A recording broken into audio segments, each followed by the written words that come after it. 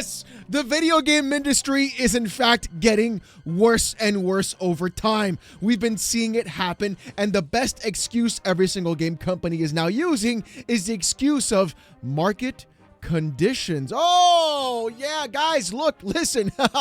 We're making record profits. We've sold over 150 million Switch 1s. But the thing is, because of market conditions, we're going to have to raise the price on 8-year-old hardware.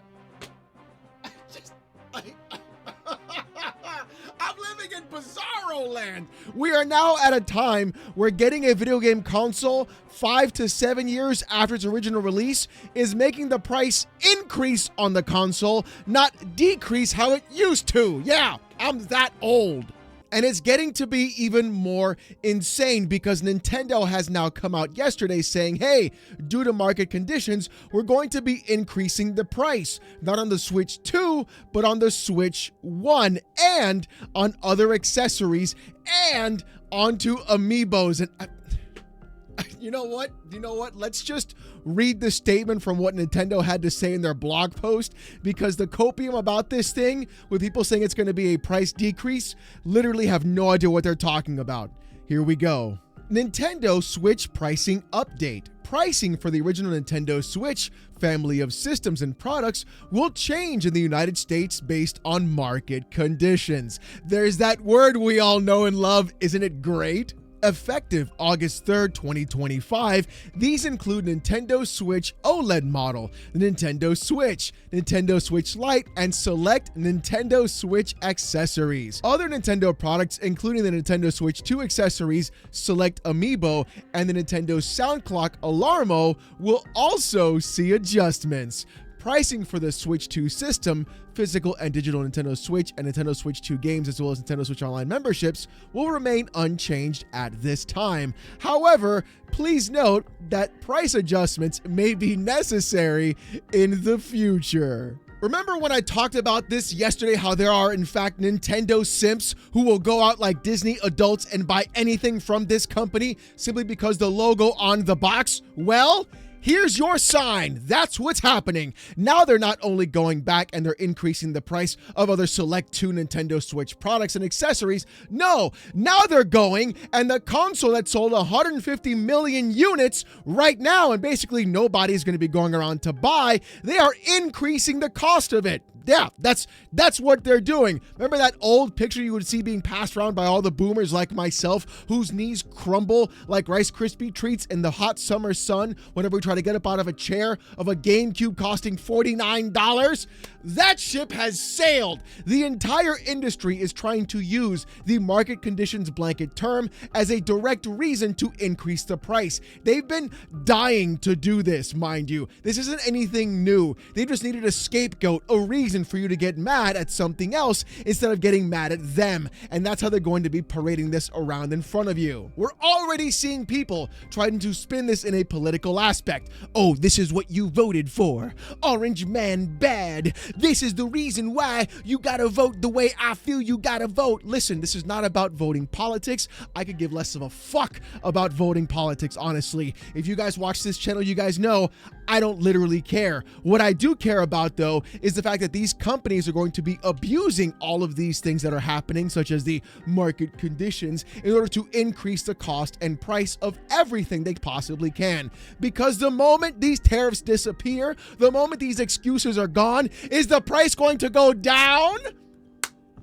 No, it's gonna stay the same or increase again due to other market conditions. So if you're trying to spin this in a political aspect, you are literally being led like sheep into the slaughter. It gets even worse though, because not only are they increasing the cost of Switch 2 accessories, they're now telling you to your face at some point in the future, they're going to increase the price of the Nintendo Switch 2 and its games. You thought $80 in variable pricing was bad enough? No, baby. Get ready for the $99.99 video game coming your way. You can bet your sweet bippy that at some point you're going to see a Mario or a Zelda have that mythical $99.99 price tag, and there's going to be some idiotic clown on the internet being like, I'll take 2 copies, please, because it makes me happy.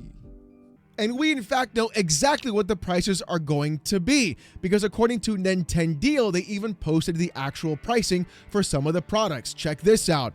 The Switch 1 Pro controller is increasing in price from $69, nice, to $79.99 this weekend, a $10 price increase for a controller that is 8 years old already. They want to increase the cost of that. Why? Because they fucking can. In fact, Wario64 was able to snag some picks from Target and to show exactly what the prices are going to be this weekend. Now, these prices could be different. It could be more, it could be a little bit less, but that price increase is in fact coming. Here's what was shown.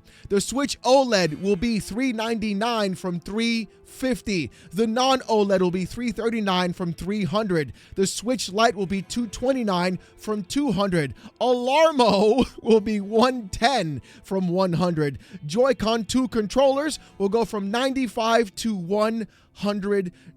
We're looking at a Switch 1 OLED, a device that is multiple years old already, a system that should have already had its price reduced throughout this time frame, a system that already has aging parts inside of it that are literally just X1 Tegra chip processors that cell phones today can literally destroy on their own accord, and they want to increase the price of it. Even though you can bet your bottom dollar there's going to be Switches sitting in warehouses, but they want to squeeze out every penny they possibly can. A $50 increase on a Switch OLED, having it being only $50 less than the Switch 2, tells you one of two things. When Doug Bowser said, if you can't afford the Switch 2, buy a Switch 1, he literally meant, but what they're doing is they're pricing you into the ballpark of buying a Switch 2 instead. They're literally price anchoring you and saying, why would you spend $400 for $50 more? You might as well just buy a Switch 2. That's what they're doing. Then they're saying, okay, well, instead of buying a Switch 1 game, buy the Switch 2 version for more money and get a game key card so you don't even own the physical fucking product. That's what's happening. This isn't about tariffs. This isn't about my politics. This isn't about anything else. They are literally sitting there and saying, look, why would you buy a Switch 1 when it's only $50 less than a Switch 2? Get the new one. It's fancier. It's got more features. It's got backwards compatibility. It's $50 more. You're already spending $400. What's $50 more? Am I right? And that's why you can see the actual differences in each console price just get closer and closer to $300 to $400, because they're just trying to convince you and manipulate you to buying the new thing that is more expensive and gives you less control over that product. The literal fact that they are pricing it in this direction truly shows to me that's exactly what's happening. This is a direct page out of the NVIDIA playbook. They do this all the time. Why buy a 5070 when a 5080 is only $100 more? That's exactly how they propose these things. That's how they do price anchoring, to trick you into spending more money when it's not necessary. And the fact that you're going to be seeing less games have the Switch 1 version and only having the upgrade path or a Switch 2 version only is exactly what you're going to be seeing in the future. But you can always bet on everyone trying to make it political, because even Daniel Ahmad tried this as well. 20% tariff on Vietnam, 30% tariff on China, 50% tariff on Japan. All markets that Nintendo relies on for hardware and software production. Wouldn't be surprised if Nintendo ends up raising Switch 2 prices at some point as well. And honestly, I would say, hey, tariffs would be a factor. If, however, though, we would have seen a reduction in the actual price of these consoles throughout the 8-year life cycle. Instead, Nintendo has kept those prices static the entire time. And then, after reaching 150 million units sold and selling all these systems and making all this money and recording pure profit, then they increase the price on top of that. It is not costing them that extra money to make these consoles. And I guarantee you, there's definitely systems just sitting in warehouses waiting to be sold and shipped. Microsoft tried the exact same thing. They tried to increase the price of games because of market conditions. And what happened? It turns out that people don't give a fuck about market conditions, do they? They care about the price and cost of the game. That's why they reduced all their game prices back to $70, because they pushed the line way too far. That's why you saw a 22% drop in their hardware sales after increasing the cost to $600 for their systems, because nobody was buying them in the first place, and they sure as shit aren't going to buy them now.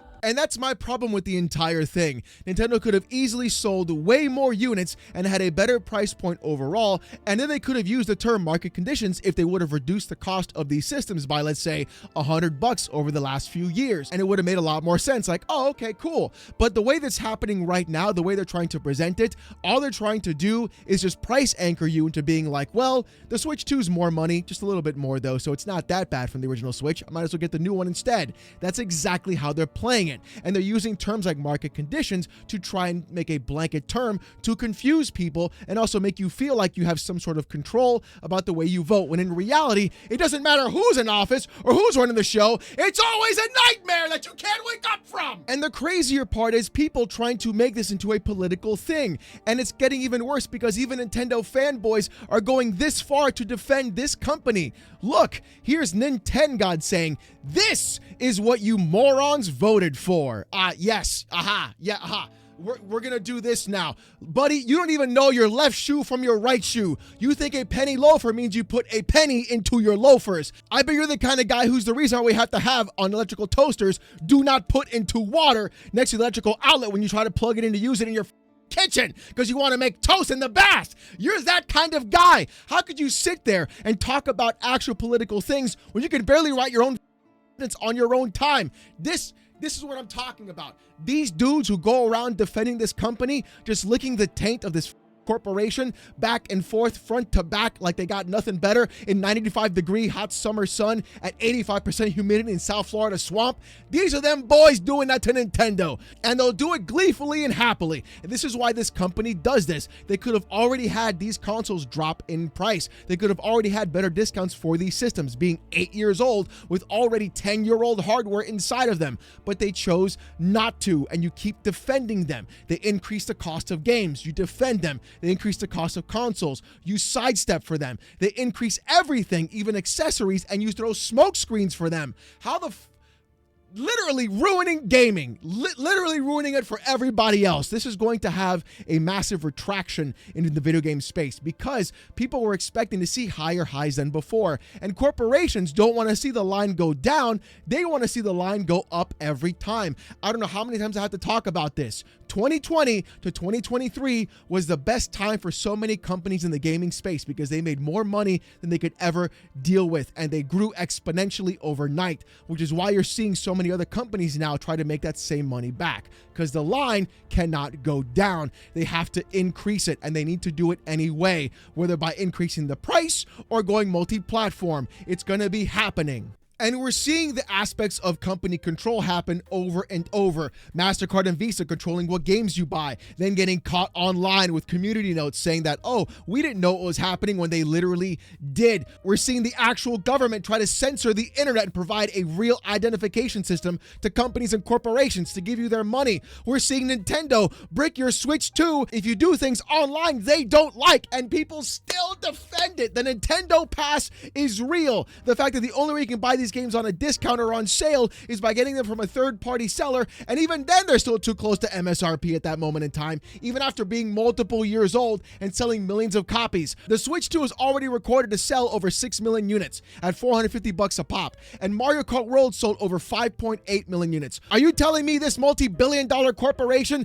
that never gives you a discount at all and always raises prices can't handle a small tariff? That same company, that's the one? Oh guys, they're broke and begging for it. They're jiggling their cup across the actual jail cage because they need the actual pennies to get through the day. No, bro, stop. These companies aren't your friends. They're not your boys. They're not your bros. They're not going to take you out to get your steak dinner. They're not people you should be trusting. They're corporations. The fact that people go around and still defend these dudes is wild to me. Defending Microsoft, defending Sony, defending PlayStation, when they're literally increasing the cost of everything in front of your face and lying to you as they do it, and you accept it like a little pig in shit. This industry is cooked beyond all belief. The fact that an 8-year-old system is getting a price increase to price anchor you to buy the new one instead. And people are falling for it. Falling for it hook, line, and sinker. It's absurd. It's exactly why the industry is going to collapse on itself, and the second crash is coming. Believe it or not, you're getting less control of your product, you're getting less control of your actual goods that you purchase, and you're getting less and less the more you pay. And at some point, consumers are going to say they've had enough, and they're going going to push back. And that's when companies are going to get really scared. You're going to see a lot of changes happen when that day comes. But when it does, I will be here to point everybody out as a hypocrite, to call them out and be like, weren't you the ones defending this company in the first place? Yeah. No, I'll be there. Literally the video game Rorschach. That's what that's so cringe. That's so cringe. That's so cringe. You'll look up and say, save us, and I'll whisper, no. To be totally honest, though, in terms of comic book fandom, I've never really liked Alan Moore's work. I'm more of a Jeff Loeb man myself. Hush is a phenomenal series of books to read if you like Batman. I highly recommend it. I also really like Brad Meltzer personally. I think Identity Crisis in the DC universe is probably one of the most horrifying things to actually read as an adult right now. So check those out if you haven't already. I'm an older comic book reader, early 2000s and the 90s and stuff like that. So that's my personal take on that, though. So please don't get mad in the comment section. But speaking of comment section, I want to know what you guys have to say down below. If you like this video and you want to see more, subscribe to the channel. We're on our way to 89,000 subs, and I just want to say thank you guys so very much. If you want Discord access or most during live streams, become a YouTube member. It's as low as $1. If you don't want to spend the buck, don't sweat it. Come on down Saturday nights, 8:45 p.m. Eastern for the live stream. That's tonight, 8:45 p.m. Eastern. Trust me, you don't want to miss it, because I'll get insulted by 800 people with AITTS for about 5 hours. Believe me, you don't want to miss this. With all that being said, though, thank you guys so much for watching. Hope you have a great one, and I'll see you gooners next time. Peace!